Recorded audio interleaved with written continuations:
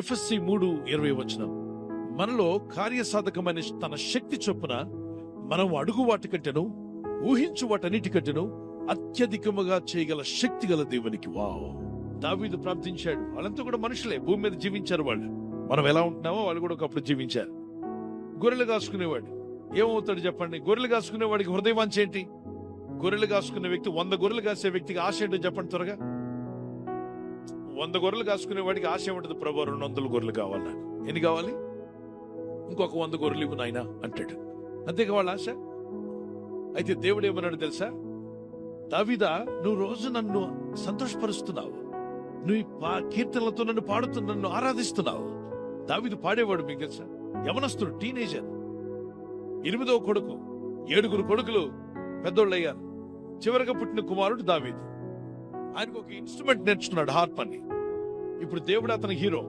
స్తుతించి ప్రార్థిస్తూ వాద్యం పట్టుకుని వాయిస్తూ ఆ గొర్రెలు కాస్తూ ఉండగా చెట్టు కింద కూర్చొని పాటలు పాడుతున్నాడు. ఈ రోజుల్లో యవనస్తుడికి వాయిద్యం వాయించడం వస్తాయి, గిటార్ గాని ఇన్స్ట్రుమెంట్ గాని వస్తాయి. ఎక్కడికి వెళ్ళి వాయిస్తాడు చెప్పండి? మేడెక్కి పక్కింటి అమ్మాయికి వినబడేలాగా వాయిస్తుంటాడు, లేకపోతే ఆ కాలేజీలో ఎవరిని ఆకర్షించడానికి వాయిస్తుంటాడు. వాళ్ళని వీళ్ళని ఆకర్షించుకోవడానికి ఫ్రెండ్స్ ముందుకెళ్ళి వాయిస్తూ ఉంటాడు. వాళ్ళు చప్పట్లు కొడితే ఆనందిస్తుంటాడు. నలుగురు తన వైపు అట్రాక్ట్ చేసుకోవడానికి చూస్తాడు. దావీదు ఎవరిని అట్రాక్ట్ చేయడానికి వాడుకున్నాడు తన ఆయుధాన్ని? గట్టిగా చెప్పాలి, గట్టిగా చేతులు పైకి చెప్పండి. ఎస్, ఎప్పుడైతే దేవుణ్ణి ఆరాధిస్తూ దేవుణ్ణి ఆకర్షించాడో దేవుడు ఆ కుమారుడిని చూశాడు. ఈ కుమారుడు ఏమడుగుతున్నాడు? ప్రభా, ఇంకొక 100 గొర్రెలు ఉంటే చాలు ప్రభా అని. దేవుడు అన్నాడు, 100 కాదు, 200 కాదు, నేను ఈ ప్రాంతంలో ఉన్నటువంటి రాజ్యం ఇశ్రాయేలీయులందరి పైన ఒక రాజుగా నేను నియమిస్తాను. రాజు అవుతావు, నువ్వు రాజు అవుతావు. అతను ఊహల్లోనే లేదు.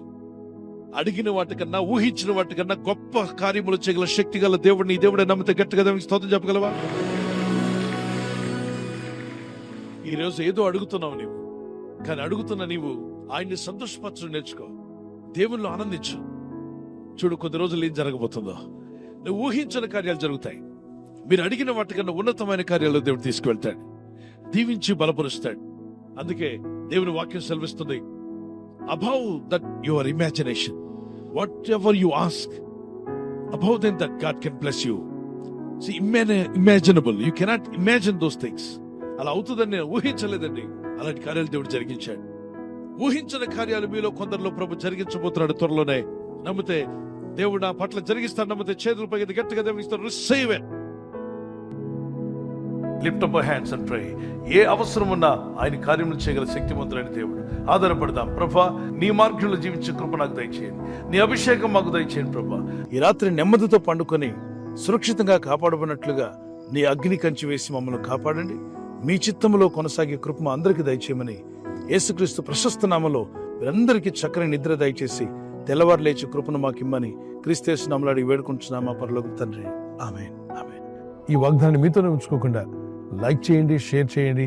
అనేకులు ఈ యొక్క ఛానల్ సబ్స్క్రైబ్ చేసుకోమని తెలియపరచండి. సబ్స్క్రైబ్ చేయని వారు కూడా సబ్స్క్రైబ్ చేయండి. Good night. God bless you.